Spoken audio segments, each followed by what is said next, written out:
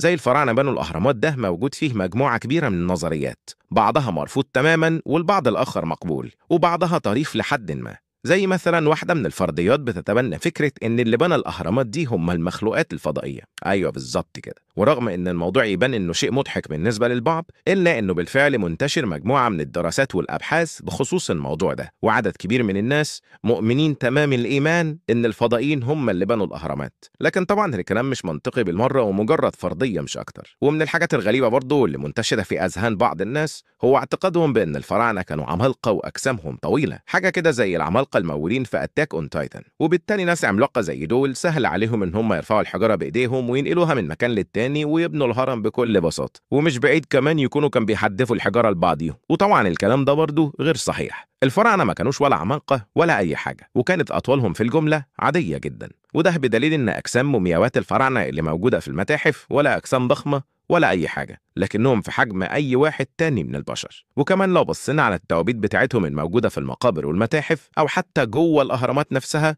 هنلاقي إن مقاسات التوابيت عادية جدا وبرضه مش ضخمة ولا حاجة، وبالتالي الفراعنة أجسامهم كانت زينا بس من غير الكرش. القصة التقليدية عن كيفية بناء الفراعنة للأهرامات واللي قالها لنا احنا صغيرين إنهم نقلوا الحجارة دي من جنوب مصر وجابوها لحد موقع الهرم الحالي، ونقلوا 2 مليون حجر وزنهم أطنان خلال المسافة المهولة دي. ما علينا. وأخيرا بقى عملوا ساتر ترابي حوالين الهرم، وبعدين جروا عليه الحجارة الضخمة دي فوق بكر اسطواني من الخشب وشدوها بالأحبال عن طريق السيران والعمال، وهوب بنوا الأهرامات. وبالرغم من إن القصة مرت علينا مرور الكرام، لكن محتاجين نقف عندها شوية. أولاً علمياً علشان الطريقة دي تتنفذ لازم الساتر الترابي ده يكون خرسانة مسلحة، لأن ساتر من التراب مستحيل يتحمل وزن 70 طن بيتحرك عليه، لأنه ببساطة هيهبط وينهار. وكمان البكر الخشب مش هيتحمل الأحمال دي برضه. ومحتاجين على الأقل عجلات من الصلب تكون قوية جدا، لأننا بنتكلم عن 70 طن، وبالتالي طريقة البكر الخشب والساتر الترابي والكلام الفاضي ده كله مش منطقي. وحتى لو افترضنا إنهم نفذوا الطريقة دي، فحجم الساتر الترابي اللي بيحكي لنا عنه ده لازم يكون أكبر من حجم الهرم ب10 مرات. وبعض المفكرين بيقولوا إن بناء الساتر الترابي العملاق ده وبناء الطرق المهولة دي حوالين الهرم وبعد كده إزالتها بيكون ما يكون ليها أي أثر بعد كده، ده في حد ذاته إنجاز يفوق إنجاز الهرم نفسه. وعلميا مستحيل إزالة الساتر والطرقات العملاقة دي من غير ما يبقى لها أي أثر، وإحنا بالفعل ما لقيناش ليها أثر لحد النهاردة، وده بيخلي الحدوتة كلها على بعضها غير صحيحة. بعض الفرضيات اللي ظهرت حديثاً في محاولة لتأييد النظرية السابقة إن في باحثين خمنوا إن الفراعنة أثناء شدهم للحجارة الموجودة فوق البكر الخشبي ده كانوا بيرشوا عليها مية، وده هيسهل حركة البكر وهيقلل القوة اللي محتاجينها علشان يحركوا الحجارة دي للنص تقريباً. أما بقى بالنسبة للنقطة اللي بتقول إزاي الفراعنة نقلوا 2 مليون حجر ضخم من جنوب مصر لحد موقعه الحالي في الجيزة، فالباحثين بيرجحوا إن المنطقة الصحراوية اللي موجود فيها الهرم كانت عبارة عن منطقة نهرية، وكان موجود فيها قنوات وتفريعات متعددة من نهر النيل، وبالتالي نقلوا الحجارة دي عن طريق المية. لكن طبعا في النهاية كلها محاولات لتبرير الطريقة السابقة زي ما قلنا، لكن مع كل ده ما زالت الطريقة غير منطقية بالمرة، وبتحتوي على تساؤلات كتير ملهاش أي إجابة. وأهم التساؤلات دي إزاي رفعوا الحجارة الضخمة دي للارتفاعات المهولة دي من غير أي رافعات أو طائرات أو معدات حديثة؟ لكن طبعا محدش جاوب. هل الفراعنة مثلا كان عندهم جهاز بيخليهم يرغوا الجاذبية في منطقة معينة فيرفعوا الحجارة بسهولة ويجي فرعون هوب لفوق تطلع الحجر مكانه؟ للأسف برضو مفيش أي دليل على ده. خلينا بقى ننتقل سريعا لنقطة تانية. إزاي الحجارة بتاعت الهرم متثبتة في بعضها من غير استخدام مواد أسمنتية؟ وكانت الإجابة اللي قالوها لنا زمان برضو هم موديننا في داهية بتوع زمان دول، إنهم ثبتوا الحجارة فوق بعضها عن طريق ما يسمى بخلخلة الهواء، واللي معناها ببساطة إنهم بيحطوا حجرين فوق بعض ويبدأوا بطريقة ما إنهم يفرغوا ذرات الهواء اللي موجودة بين الحجرين، وبالتالي تبدأ الحجارة تتثبت فوق بعضها وكأن في مادة لاصقة موجودة بينهم. بس برضو ما فيش أي دليل على الكلام ده، وكله مجرد تخمين، لأن موضوع تفريغ الهواء في حد ذاته محتاج تقنيات متقدمة.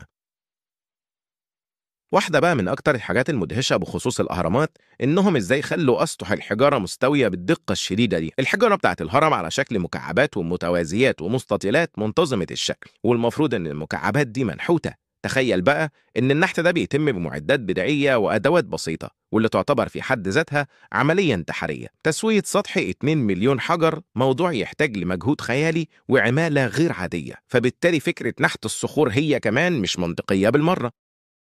يكون إيه رد فعلك لو قلت لك إن المكعبات الصخرية اللي اتبنى منها الهرم اتصبت في مكانها زي ما بنصب الخرسانة العادية بالظبط، وإن الصخور دي ولا اتنحتت ولا أي حاجة؟ الكلام ده قاله الباحث السويسري فون دانيكن والفرنسي جوزيف ديفيدوفيتس. الاتنين دول قالوا إن الفراعنة وقتها كانوا عارفين طريقة عمل خلطة معينة بتكون صخر مصطنع أشد صلابة من الخرسانة اللي بنستخدمها النهاردة، والخلطة دي كانت عبارة عن طين وبعض المواد الكيميائية اللي بيتم تسخينها، والخليط ده لما بيجف شكله بيكون زي الصخر الطبيعي بالظبط وبيقدر يعمر لآلاف السنين. وتخيل بقى إن باستخدام الفرضية السهلة دي هنحل كل المشاكل اللي كنا مقابلينها مع كل الفرضيات اللي قبلها. هنكون في غنى عن إن احنا نقطع وننحت الصخور بدقة عالية، مش هنحتاج ننقل الصخور لمسافات مهولة، مش هنحتاج برضه لرفع الصخور للارتفاع الكبير ده كله، ودي حاجة لوز اللوز. طيب العلماء دول توصلوا للنظرية دي ازاي؟ والموضوع ده بدأ منين؟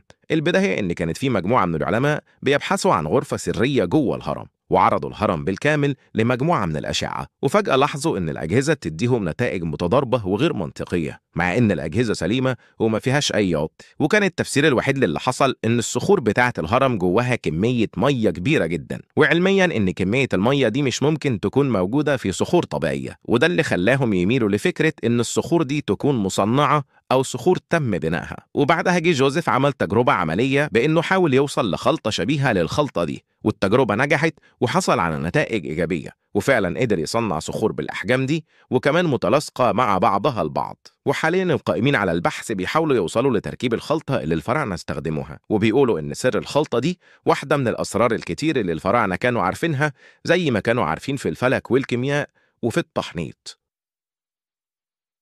يعني من الآخر كده صخور الأهرامات كانت عبارة عن مادة أشبه بالخرسانة الأسمنتية السائلة اتصبت في قوالب فارغة مستطيلة الشكل، ولما بتجف بتبقى صخور متماسكة ومتناسقة، ودي الطريقة اللي بنوا بيها الصرح العظيم ده. ومش بعيد يكونوا كمان استخدموها في المباني التانية اللي زي المعابد والمسلات الضخمة، يعني ولا كانوا بيرفعوا حجارة ولا بيحركوها، دول كانوا أصلا بيصبوها في مكانها داخل قوالب. وطبعا مش بنقول إن فرضية الصب دي هي الطريقة الأكيدة اللي الفراعنة استخدموها في بناء الأهرامات، لكن بنقول إن دي إلى حد ما هي أكتر الفرضيات المنطقية والمقبولة، وممكن يظهر في يوم من الأيام نظرية تانية توضح الموضوع أكتر وأكتر. وأخيرا محدش يقدر ينكر إن الفراعنة وصلوا لدرجة من العلم في بعض المجالات ما قدرناش نوصل لها لحد النهاردة، وده بالرغم من التقدم والتكنولوجيا الحديثة اللي احنا بنمتلكها.